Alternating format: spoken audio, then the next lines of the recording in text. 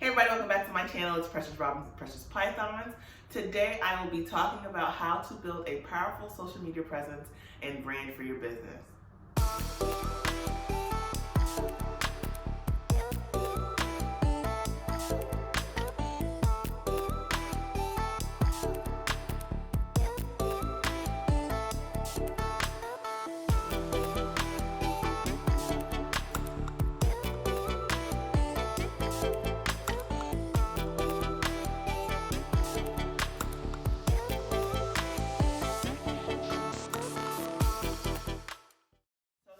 To expand your business onto a social media platform, or you're actually starting out and you want to start out on social media, first thing to do, of course, is to create a business name. Now, that business name might be something that is very dear to you, or something that is very catchy, clever, or that you've been thinking about or holding on to for a long time. Regardless of the fact, you want to make sure that whatever name that you choose is a name that you really plan on keeping, because what you don't want to do is you don't want to create a business name, have everybody recognize you for that particular name or brand, and then all of a sudden decide that you want to change it, and it's pretty much kind of like starting all over, because people will not recognize you immediately upon switching that name. Now, what really goes hand in hand with creating a business name is also number two, creating a business logo, which will match to your business name. Or maybe it doesn't, whatever you pretty much want it to be, but you want to create a logo. Now, you want to do this because with that business name that people will recognize, they will also recognize, and probably more easily, a logo that is associated with your business, with your name, with your brand, and what you're pretty much pursuing. For me, of course, I'm into reptiles. I came into the reptile hobby, ball python hobby, about 2 years ago, and I've been pretty much focused on building up a brand and having people recognize me or recognize my business by seeing both my name and by seeing my logo, Precious Pythons. Now, there are multiple ways that you can actually obtain a logo or get it created. And for one, social media is a very powerful tool. You can pretty much search anything on there and find what you're looking for. Now, as far as quality, and if you're going to find the quality that you're looking for, is a different story, might entail a more in-depth search. Now, I mean, when I say that is, you could pretty much search logo maker or something on Instagram in the search bar to find anyone who has a business that does branding or makes logos. Me personally, I made my logo Precious Pythons. I have a few of them, but the main one that I use, I had it made with the app called Fiverr. Really great app. You can pretty much find everything that you're looking for. However, I think that I got lucky with that logo because I really love it, but I have had other things made, not only with the same app, but the same logo maker, and it did not turn out the way that I wanted to. I think my original turned out great because I was very specific. I actually had kind of like a starting point that I wanted them to work off of. And I think that that is why it came out to my liking, and then even, I would say, above and beyond exceeded my expectations. But everything else that I tried to go through Fiverr with just kind of ended up being a dud. And I found another graphic designer. Her Instagram handle is Naggy the Noodle, and she's awesome, absolutely great customer service. You get what you pay for. She's absolutely amazing and very professional. So I've had about 2 or 3 logos, I believe, made through her, and I've been satisfied every single time. I rarely even have to, request edits. She's so good. And I don't think, if someone is watching this and you're not watching this, reptile related purposes, she pretty much can do anything. So I would reach out to her if you are looking to create a logo for your business. Again, you can also search for other people on Instagram. I'm sure you can search for people on Facebook, and you can use Fiverr. You might have some good luck like I did the first time, but that is pretty much what you want to do to create a logo, and it's very important if you're taking steps to, again, get your brand more recognized. Now, tip number 3 is making social media pages. I would suggest that you would want to make a social media page on every single platform that you're on, or that you know that you will frequent, or that you can challenge yourself to post often. If you don't think that you could handle making pages on every platform, I would say absolutely don't do it. There would be absolutely no point in making a page, for example, on Facebook, if you plan to never post on Facebook. And it's, people go to your page and they see that it's empty. It can be a huge deterrent for somebody to want to do business with you, or follow you, or entertain, your brand or whatever you're pushing in any kind of way. So you have Facebook, Instagram, YouTube, Twitter, all these social media platforms. And again, I would stress that it would be very important if somebody can find you on all platforms, why not push to create those pages if you can keep up with the posting and the demand of all of it. Tip number 4 goes pretty much hand in hand with tip number 3, which is creating your social media platforms. With that, like I said, you want to pretty much post as frequently and consistently as possible. If you can post every single day, then post every single day. If you can post multiple times a day, post multiple times a day. But what you don't want to do is post every single day for a week in a row and then go ghost for 3 weeks. If you know you don't have enough media to post, don't post often. Just post consistently. So if that's posting once every 2 or 3 days, then post once every 2 or 3 days, so you can stretch that media to 3 months instead of a burst of, photos or videos for 1 to 2 weeks and then going ghost for a couple months because you've ran out of pretty much footage or photos or whatever ideas to post. You do find that people who tend to post frequently every single day on YouTube either tend to burn themselves out and post in bursts like that and then fall off, or run out of topics to talk about, and then people could potentially lose interest. So you want to kind of stay away from that. Do something consistent, do something realistic that you can keep up with.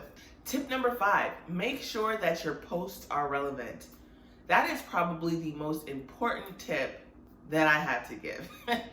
Because if you are doing everything that I say in this video and your posts aren't relevant to what your brand is about or what your business is about, people followed you for a reason, and that reason likely is to see what you have to offer, to see what your business is about, to see related topics to your business. And if you're straying from that relatability, people are not going to want to continue to follow you, or majority of people will not. Me, for example, I'm very, very particular about what I want to see on my Instagram feed. So what I don't want is, I don't want my Instagram feed to be saturated with information, posts, or pictures that I don't want to see or that's not related to what I'm doing. I want to be inspired. I want to be odd. And most of the time, I want to keep my feed to a point where what I'm looking at is what I want to see, and that's going to make me better as a ball python breeder. So for that reason, again, I only follow particular people, and I also make posts that are relevant to ball python breeding, keeping, or just my animals, what I think people that follow me will want to see. Same thing goes for other platforms like YouTube or Facebook. You want to keep everything relatable. I'm a ball python breeder, but I also love to do my hair. And I love posting videos like on my personal page about, different hairstyles and what I do to my hair and how I achieve certain hair looks. I'm pretty sure 70% of people who are subscribed to me on YouTube would not want to see anything related, maybe like 30%, but I'm pretty sure that other 70% would not want to see anything related to my hair or me doing my hair or anything like that. So of course I would never ever post anything relating to my personal life unless it's involving reptiles in some way, shape, or form onto my YouTube channel. Tip number 6, create a formal business page and use hashtags. I cannot stress that tip enough. One, because most social media platforms have the option to do personal pages and business pages. If you're trying to promote your business on a social media platform, it is very, very important to create a business page. The reason why I say this is because with a business page, you get different options versus having a personal page. Some of those include tracking your stats or your statistics. Now, that would be very important because you want to know what your engagement is like and what's driving your engagement. If you make a post on a business page, it will tell you where your most impressions are coming from, whether that be from your followers, whether that be from hashtags, whether that be from search pages. It'll tell you all of that. And the reason why that's important is because you want to, if you're getting good engagement, you want to be able to replicate that a second time or a third time or forever, So tracking that, you can make changes. You can keep things the same. Whatever you think that you need to do to continue engagement or boost engagement is very important. On that note, you can also boost your posts, which will boost your engagement. That pretty much means making advertisements out of the posts that you make so that it reaches people outside of your footprint. People that might be interested in your business that didn't know that they were, or people that are but didn't know how to find you. And now the algorithm of, Facebook or Instagram or YouTube has pretty much thrown your ads other people's way. Now, the reason why I say hashtags are very important is because more often than not, a lot of people's engagement comes from their hashtags if they use them. I know mine do. And it's awesome because not only do people follow actual pages, you can also follow a hashtag as if it were a page. So that on your feed, you have everyone who's posting a certain hashtag that will show up on your feed as if it's someone's page, along with their page.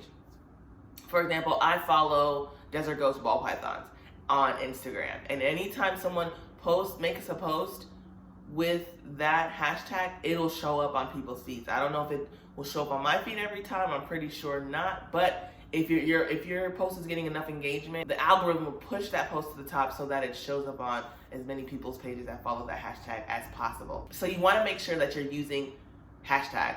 It's a resource. It'll help your engagement. It'll help boost your posts. And there's absolutely no reason not to use them. You can mix them up. You can use different ones every single time. I don't do that. I have the same hashtags I use every single time that has worked pretty well for me, but I've also heard that switching it up can also breed good results as well. Tip number 7, interacting with the community. Whatever business that you're driving, whatever that you're pursuing, there's going to be a community of people that are either involved or interested in that subject almost in any business that you're trying to pursue. And it's very important that if you are reaching out to people by advertising your products, advertising your information, or whatever it is that you're doing, you want to interact with that community, because by interacting with people that are commenting on your posts, people that are sending you messages, people that are sharing your stuff, interacting with them makes you come off as personable. Now, and I'm not saying like in a fake way. I mean, that sounds really impersonal, what I just said, but once you start interacting and engaging with people, you actually start to make friends. I've probably made more friends in this ball python community than I've ever made in my entire life, from elementary school to me being an adult, So it's like, you start off by interacting with them because you feel that you have to, because they're engaging with your business and you want to engage back, but you do end up creating relationships that usually form meaningful relationships.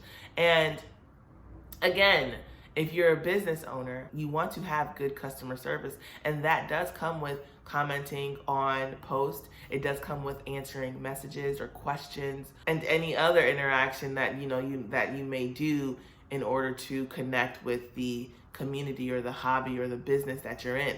Tip number 9, promote yourself. Promote yourself. Promote yourself. Because nobody else is going to do it, at least not at first. So when you are first starting off a business, I know that it probably will seem quite awkward to promote yourself in a way that doesn't feel like you're spamming people. But again, the only way that you're going to get your information or your business or your ideas out there is if you talk about them, is if you ask people to follow you and ask people to subscribe to your channel and tell people what you're doing and what it's about and why you want to grow. Promote yourself, and that pretty much looks like sharing your own information on all the social media platforms that you're on. So if you're on YouTube, but you're also on Instagram and you're also on Facebook, share your videos to those platforms. Promote yourself on those platforms. If you're making posts on Instagram, make sure that your Instagram is linked to your Facebook so that anything that you post on Instagram is automatically being fed into your Facebook pages and being uploaded there. One, that reduces rework for you and it's easier. Two, people know that you're being active on all social media platforms. And then when people see that you are promoting yourself, they will promote you too. They will share your stuff. They will share your videos and your posts and comment on them and like them. And don't be afraid to ask. Don't be afraid to ask people to share your stuff. Don't be afraid to ask people to like or comment or subscribe. Don't be afraid, because honestly, it's the internet, and what's the worst thing that can happen? What's the worst thing that can happen besides trolls or besides, you being in a place that you weren't in before? I was so afraid to start a YouTube channel initially because I didn't think I would get engagement. I didn't think anybody would want to watch my videos or want to watch me talk about anything, as a matter of fact. And the growth that I saw in the few months that I had created my channel, I was astonished. And it was very inspiring and very empowering. And I've gotten a few trolls in my time of being on social media, period. But again, the benefits have definitely outweighed the, cons that have come with it. So I just want to stress that tip. Promote yourself. Tip number 9, register your business as an LLC, trademark and brand your business. Now, this is probably the least important tip of them all. The reason why I say that is because you don't need to do any of those to create a brand or to create a powerful social media presence. It is just good practice if you want to protect your business and protect your name, protect your intellectual property.